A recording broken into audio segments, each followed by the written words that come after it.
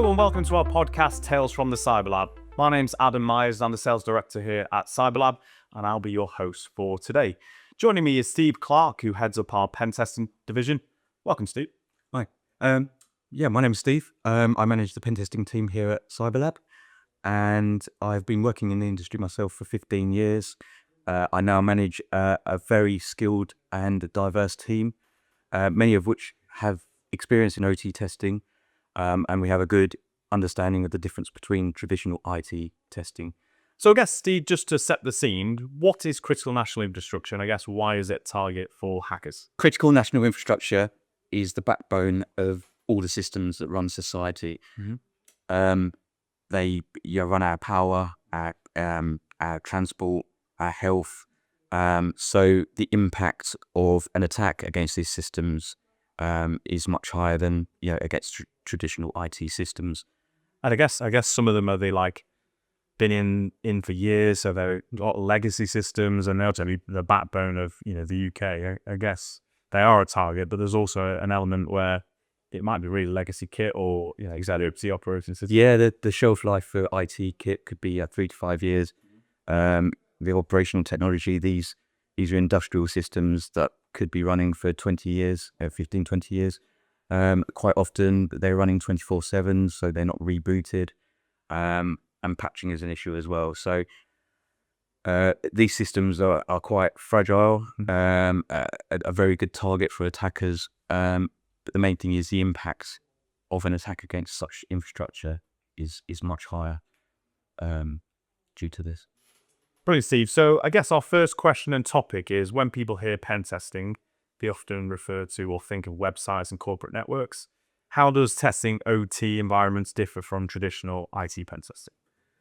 So IT pen testing, you're obviously on a typical network.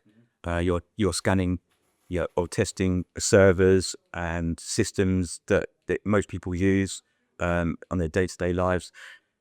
Industrial processes, operational technology controls the processes of signals and then manipulates those systems and processes.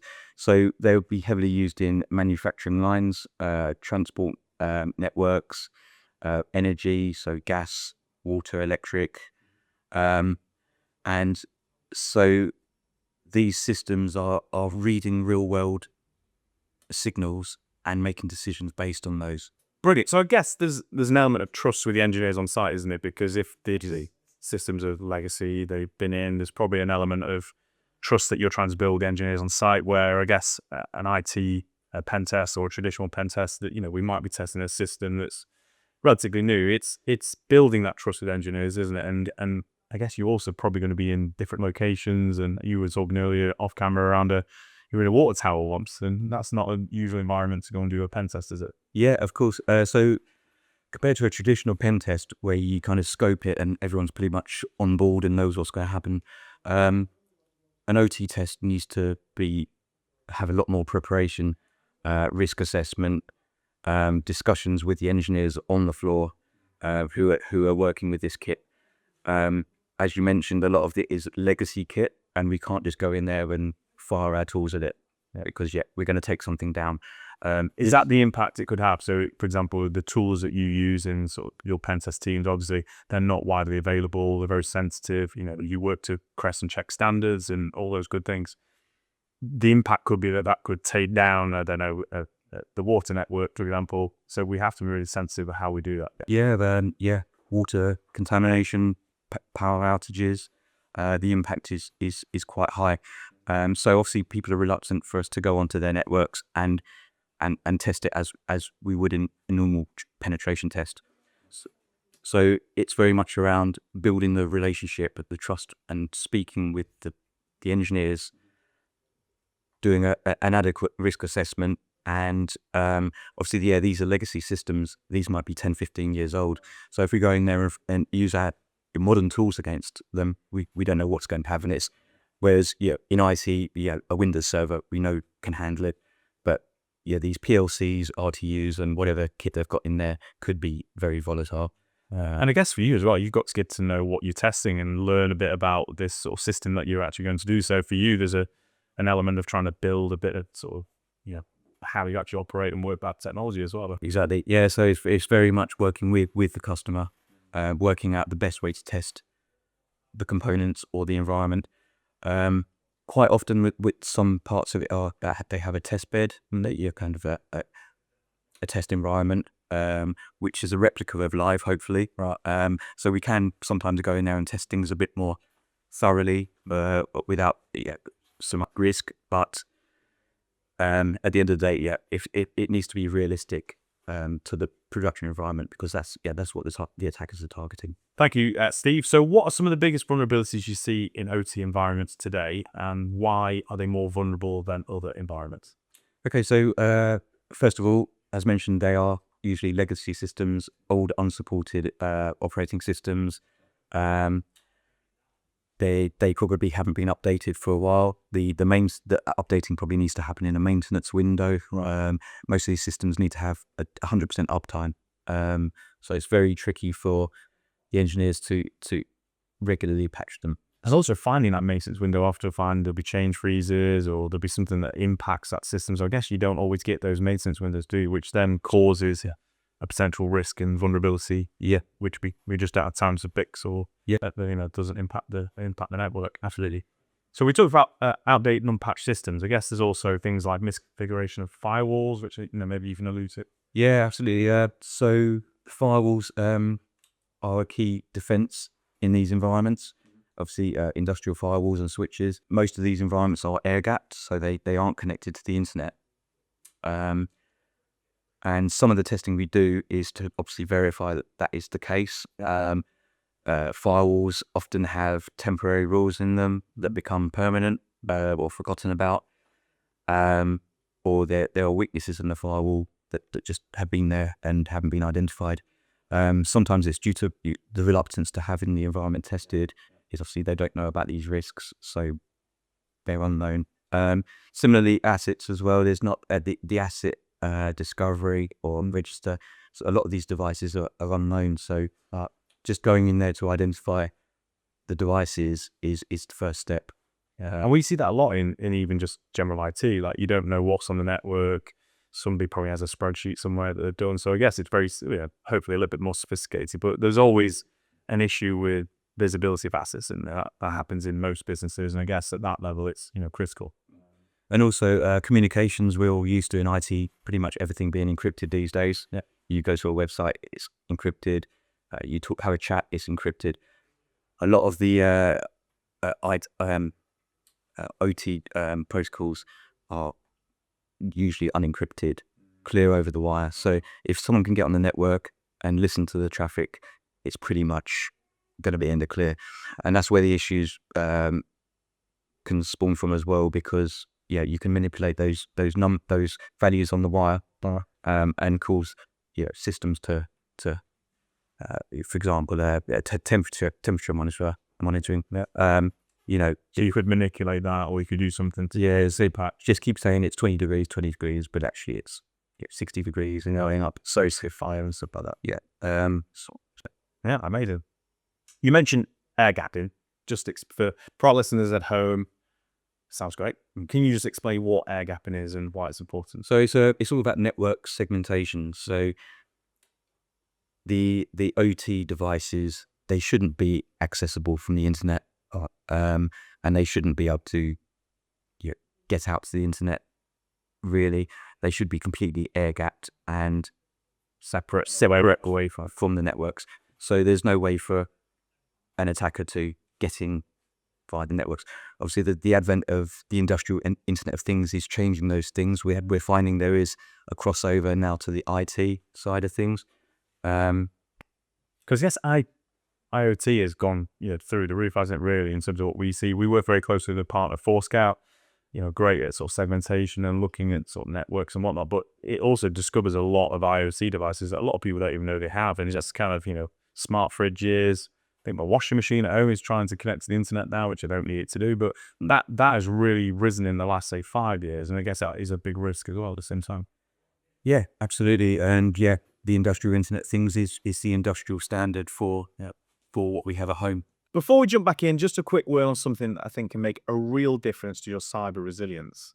At CyberLab, we've launched Hack Risk, your early warning system against cyber threats. And it's designed to help you manage vulnerabilities before attackers do, with continuous monitoring across your external attack surface.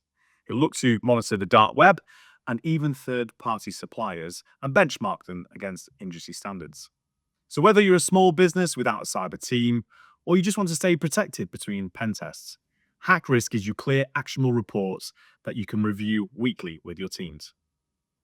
You can even get a free Hack Risk report in under 24 hours, and just head over to hackrisk.ai to claim yours and see how exposed your business really is. And that's Hack Risk, because when it comes to cyber threats, what you don't know can really hurt you. I think that was very interesting, Steve. So do you have any examples of maybe where, a system's been compromised and you can maybe share that with our listeners? So the big one that everyone knows about is the Stuxnet worm. That happened quite a few years back now. And this was the first real world example of an attack against an OT system that had a physical consequence. Oh. And this obviously made big news, and this what kind of started people being interested in testing their OT environments, and realizing the air gap isn't necessarily a prevention. I think Stuxnet was their entry point was through USB devices that obviously an engineer at some point had plugged into the network, so they bypassed the air gap in that way. So yeah, it's obviously important that we have the physical controls, but as well as the people matter as well. The engineers, obviously, the same with IT. The human is a risk, because you pick up a USB stick and you can do a lot of damage. And I guess hackers are always trying to manipulate that sort of social engineering. I guess that's what you do with a lot of your testing. You're trying to manipulate or get the human to do something that potentially will open doors. Is that what you're sometimes trying to do in those environments? Is your stress test the sort of the interaction the human might have with the network, for example? Yeah, of course we can do a kind of social engineering phases if needed. We can do an assessment of the physical controls of the environment. These are all important factors, as well as testing the systems themselves. So I guess topic number 4, some real world stories. Our listeners like to understand, there's a bit of mystery around what you do. So I guess we're getting some insight into some real world examples. You've worked on some fascinating projects, including certain lines that, train lines and whatnot that you've done. I can't disclose too much. Could you just walk us through what that kind of looked like and what that project? Yeah, of course. So obviously this was testing for a new train line. We were lucky enough, as mentioned earlier, to have a test bed environment for most of it. So we had a train station set up with the signals, the cameras, the visual signs, everything.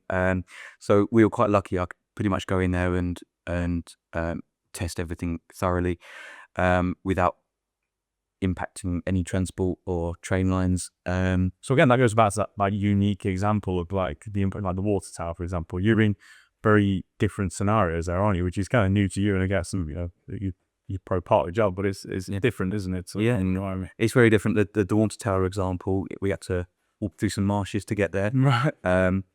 Once in the bottom of the water tower, obviously the kit was there. Going up to the top of the tower, it was the telemetry for the communications from there to. Could be heights. Yeah. Lucky I didn't have to go up. It was all at the ground floor. But obviously getting there, it's all about safety and risk management again. For people and for the systems. But yes, you're not normally sitting in an office or a data center when you're testing OT.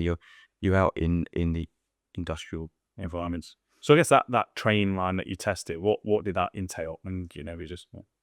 So there was that.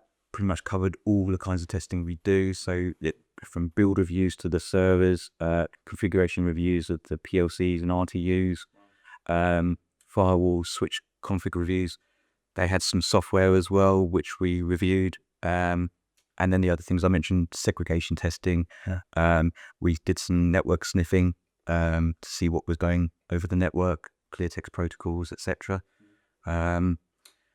And we were working very close to the vendor of the kit, as well as the customer, to ensure that everything was tested thoroughly, and without any impact to their, even though it was a test bed, it's still their working environment. They were working on that actively. So I guess there's a lot of apprehension for them bringing you on site and doing that, so they kind of want it to go smoothly, but also they need to test the network, don't they? Otherwise there's risk, so they need that sort of sign off that the project's been delivered. Yeah. And I guess for our listeners, if anyone is dealing with critical national infrastructure, reach out to us. We are skilled in what we do, and we have all the sort of accreditations to be able to deliver those projects. So Steve, let's talk about the consequences and what can go wrong if OT systems are compromised, and I guess how real is that risk? Yeah, compromised OT systems can lead to a physical impact, and could cause water contamination, blackouts, transport issues, and could even lead to loss of life. So the impact is a lot higher than your traditional data in an IT environment. Yeah, because it is the sensitive nature of what that system is sort of like maintaining, and what the UK infrastructure looks like. It's a big impact. Like, let's sort of transport, for example. You've probably seen the news quite a bit, don't we, where somebody's been hit with ransomware or something that's happened, or a vulnerable system, and the big impact that has on everyone's day-to-day lives. That's often a hacker managed to manipulate something there, and so do find a weakness. So that's why OT networks and environments are active targets for nation state attackers. They can really cause some issues, and also they know that people that maybe the engineers that they're trying to maintain them, but like you said, the legacy systems are sensitivity. They're also a big target because they are legacy systems, and what they sort of maintain is for nation state attacks. That's a big area, isn't it? Very theory, easy pickings. You can disrupt a lot of the UK, for example, by targeting one of these systems, and the impact and the follow-on effects from that could be huge. Yeah. So I guess, Steve, if you could give one piece of advice to organizations who are responsible for critical national infrastructure, what would that be? So it would be to, if you haven't already, set up a testing strategy for your OT environment. It's important that you get it tested and you understand the risks within the environment. I said we can do a full risk assessment, build a relationship with the engineers, and work through this together. So we could be sure there'll be no impact to your environment. This way, the risks, and you can keep a proactive monitor on those risks. Amazing. Thank you so much. Really enjoyed this episode, Steve. It's really good just to sort of understand sort of your day-to-day and what you do here at CyberLab. And that concludes this episode of Tales from the CyberLab. Join us next time for a brand new episode. Until then, stay secure.